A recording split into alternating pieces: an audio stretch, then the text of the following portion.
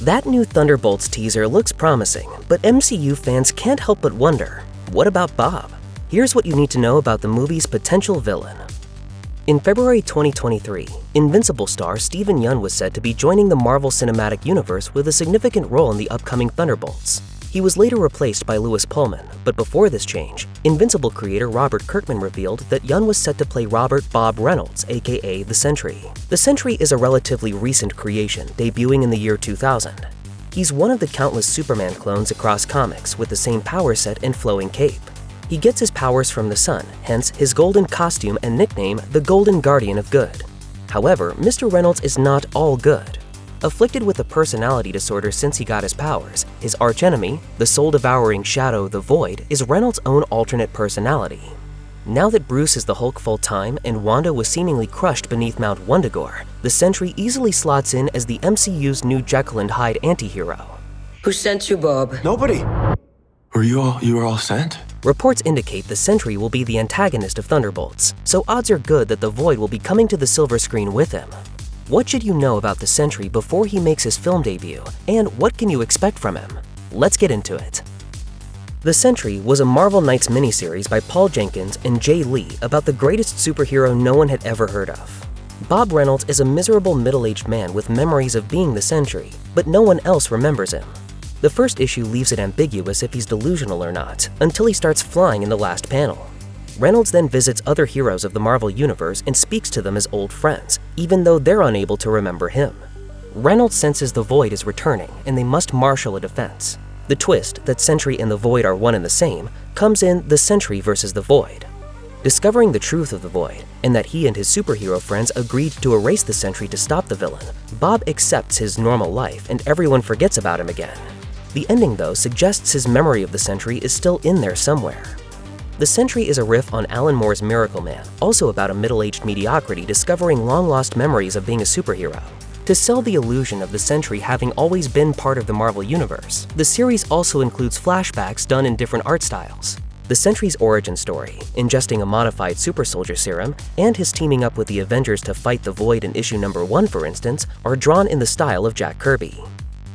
Arguably the most important Marvel Comics writer of the 2000s was Brian Michael Bendis. After knocking it out of the park on titles like Ultimate Spider-Man and Daredevil, he was charged with rebooting the Avengers in 2004. Bendis' New Avengers opened with Breakout, drawn by David Finch. Electro breaks into the supervillain prison The Raft and frees all the inmates. The New Avengers form out of the first responders. New Avengers issue number 1 ends by revealing Sentry is imprisoned in the Raft, having turned himself in for seemingly killing his wife, Lindy. After some imploring, he uses his powers to save Daredevil and Foggy Nelson from carnage, but jets off after the riot is over. The second New Avengers arc, titled The Sentry, features the team tracking down Sentry and relearning his hidden existence. As far as they know, the Sentry is only a comic book character created by Paul Jenkins. Talk about meta! It turns out Reynolds didn't kill his wife, but convinced himself he did to put another psychic block on his powers. While the Avengers fight the shape-shifting Void, the X-Men's Emma Frost enters Reynolds' mind for telepathic therapy. It's revealed that the psychic mutant Mastermind erased the world's memories of the Sentry and planted the idea of the Void in Reynolds' head to restrain him. The Sentry continued to be a supporting character in Bendis' Marvel saga, up to the storyline Dark Reign. Some quick backstory. During Warren Ellis' Thunderbolts, he made Norman Osborn, the Green Goblin, the leader of the team. During Bendis' crossover event, Secret Invasion, Osborn becomes a hero and is handed the keys to the US intelligence apparatus over a disgraced Nick Fury and Tony Stark. He disbands S.H.I.E.L.D., creating a new agency called Hammer from its remains, and builds his own Avengers team. Several of the recruits are from Thunderbolts, but of the main Avengers, Osborn only manages to recruit Sentry to his team. This team's story is chronicled in Bendis and Mike Deodato's series Dark Avengers, which is about a group of irritable scumbags who can barely stand working together. Which sounds familiar.